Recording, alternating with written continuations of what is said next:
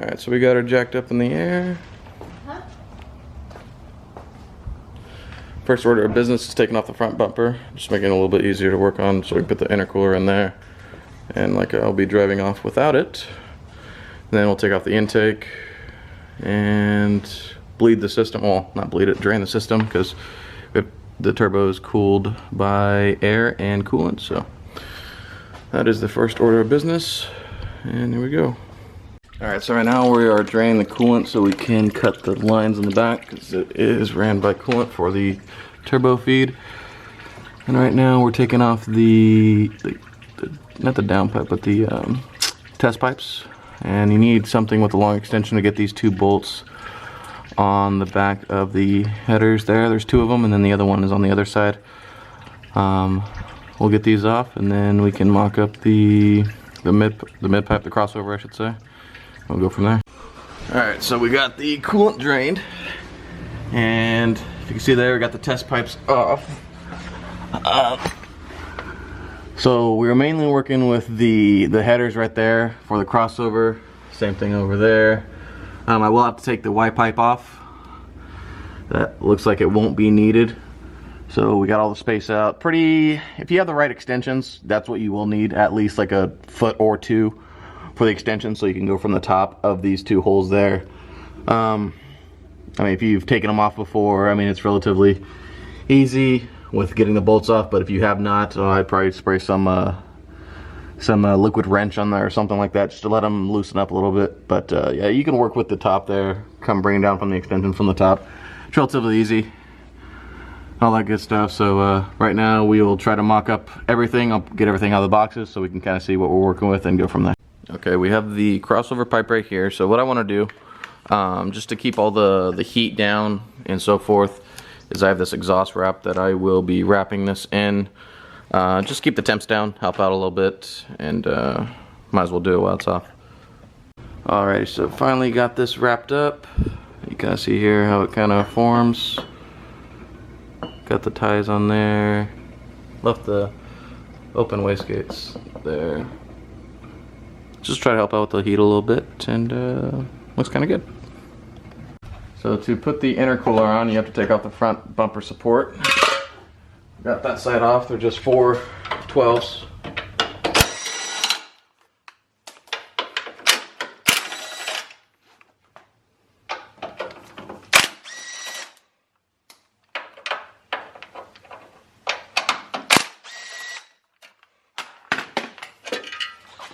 And that's off.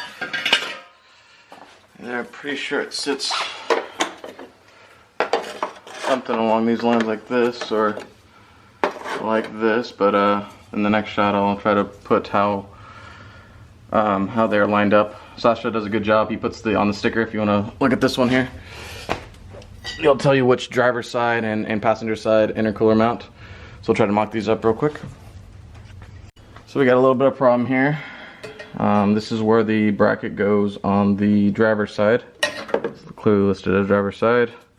It's supposed to go here on the mounting bracket there, but onto the intercooler to the bracket, these holes don't line up.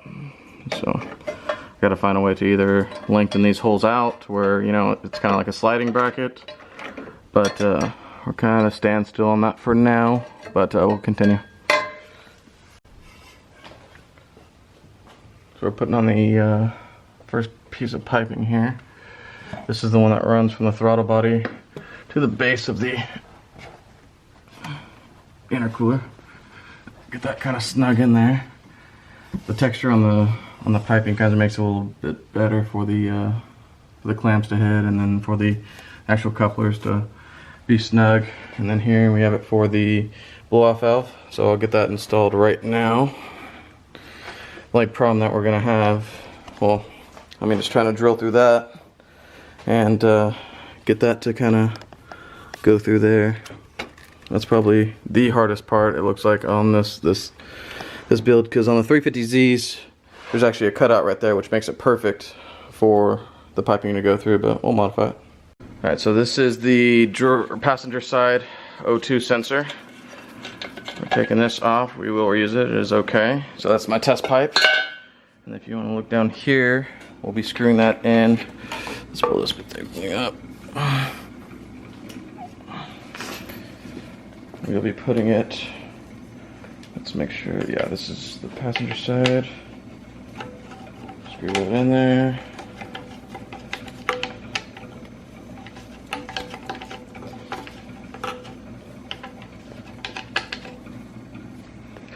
And I'm using a crescent wrench, and there are O2 sensor removal tools, but hey, we do not have one, so we're gonna make the best of what we have. All right, that's snug, that's in there. And let's take off the other one. Let's see where that one is.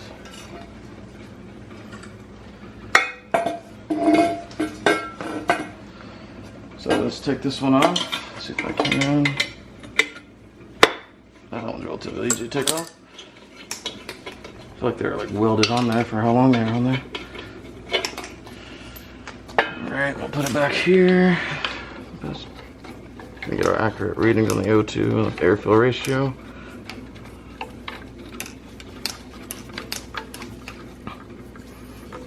Alright, got that done. And then this O2 here was for the gauge, so for my air fill ratio gauge. Threads look kind of tough on it, but nonetheless, let's see, where'd that pipe go? The pipe that goes loose will come from the turbo side, so we can still use it as a air fill ratio. So we got that snug in there. Let's put that in there.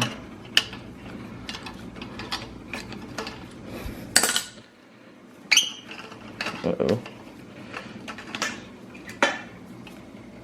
That's good there. Got that in, so that will be monitoring our gauges. So right now we will put in the crossover pipe and get everything mocked up. So right now I am feeding the coolant line from all the way to the top of the passenger side of the heater hose, and it's going to be right here. I'm just going to let it dangle, kind of like have it on there at the top, just so I can try to get it mocked up. This is the shorter hose of the two, because two do come on this kit. It'll go from the passenger side, which is this side, and then it'll go from the driver's side over there, and then I'll mock that one up and I'll show you exactly how it looks. Alright, so you kind of see where we're going with these coolant pipes here. So this is the passenger side. Just kind of get mocked up, just get it finger tight here so I can let it dangle. Well, this is the passenger side. Your heater hoses go right here. It's mainly that little plastic piece if your car is stock. I have the Z1 for the sensor back here, so I had a metal piece. If you have the plastic piece, get rid of it ASAP, but that is where that hose goes down to, and then I'll mock up the other side momentarily. Okay, so I took off that heater hose. It goes from here to there. So I will need to put a piece in between it. So what I did do is I did cut it in half. So we're gonna try to mock this up so there isn't really like a bottleneck effect. So try to make it look as flush as possible. Alright, so that's how it looks after it's done. It'll go through like that. I barely chopped a little bit off, just so it doesn't kink up there. It seems to be okay from the heater core back there. But that's how it is supposed to be done there. And it goes all the way down to the bottom. I'm not sure if you can see the line. I can barely see the line, but we'll put over the crossover pipe right now and try to get everything mocked up. Alright, so we got the crossover pipe on. I do suggest having two people help you with this. I did keep the factory stud on the header right there. That is a 14. I suggest you just using a wrench. Let's see, let me go real quick. Just use one of these. I kind of got it tight just so it puts pressure at the top so I can feed the bolt at the top in. I will need to go through the top with a long extension to get this tightened up. But nonetheless, it is pretty much in. Here is the line for the passenger side, and here is the line for the driver's side. Have it all linked over here. Same thing at the top here. Try to get this 14 right here as tight as possible, just so it brings the manifold up all the way to the top, because I still have to, where my finger is over here, Let me just show you. This bolt that's right there. Nope, yeah, right there. Oh, I just pushed it up. It doesn't have enough threading on the back of it, or sorry, on the front of it. So I will need to kind of just put the bolt on, because it comes with the washer and the lock washer. So put the bolt on, get it kind of tight, just so you can kind of get it in set, and then undo it and put the proper washer and lock washer. Still will need an extension at the top. It is almost like a, you know, two-man type of job, but I got in here, got everything off. So I mean, and then right now we'll mock up the turbo right here, because I do probably need to clock it so it will run the inlet piping correctly. So that's what we'll do right now. But unless it's pretty straightforward, everything does fit pretty well. Let me get this to focus. If it wants to focus, guess not. Just, I mean, it takes patience. I mean, make sure everything does bolt up, get everything mocked up. Don't tighten everything all at once yet. I'll kind of just get all the bolts on currently, and then once I have everything clocked, everything pretty much in place, then I will tighten everything back up, because, you know, you don't want to tighten everything back up, and then you gotta undo everything in case you did make a mistake. But that's for if you made a mistake. And so this is kind of how the mocking of the piping will go underneath. So this is straight from the turbo here, going here. There is a 45-degree bend that goes to that one here. Just normal, I think that might be a normal coupler there, and then normal coupler there, and then going into the front of the intercooler. So I'll mock it up right now, just so you guys can see how it kind of looks. Alright, so we got all the intercooler piping on. The one thing you will need to modify is this area right here. I kind of literally just took drill bits and kind of just made a hole around it. You will have to move the AC lines. I'll kind of show you how I did it. I kind of split them in half. Oh, looks like my battery's dead on my flashlight. That AC line right there, just move it off to the side there.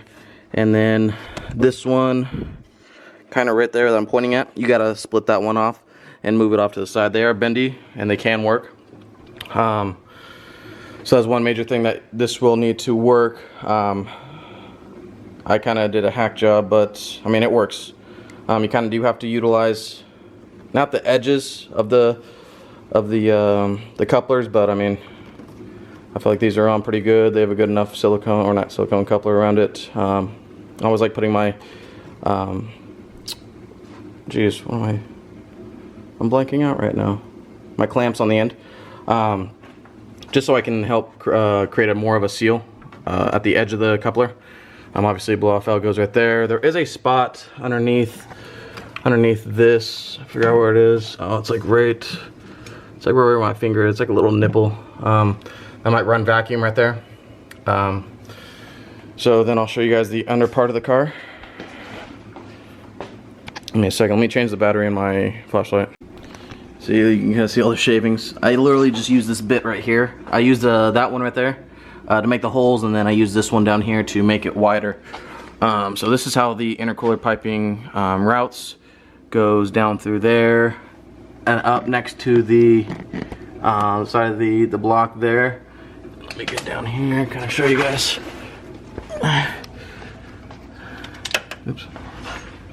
Kind of runs next to the engine mount there. Makes its way on the right side of the steering rack, and the column right there flows all the way through, and then that's where I have my turbo lines there. I do need to put clamps there, and then I'll show you kind of what it looks like mocked up already when the turbo is on. I do need to put Teflon on the other side of the lines there, just so there's no leak of the coolant. So let's do that right now. Alright, so we got the turbo in. What I suggest to do, I got some of my, alright, got it. When you're putting the turbo in, there's the filter right here. So put the filter in there first.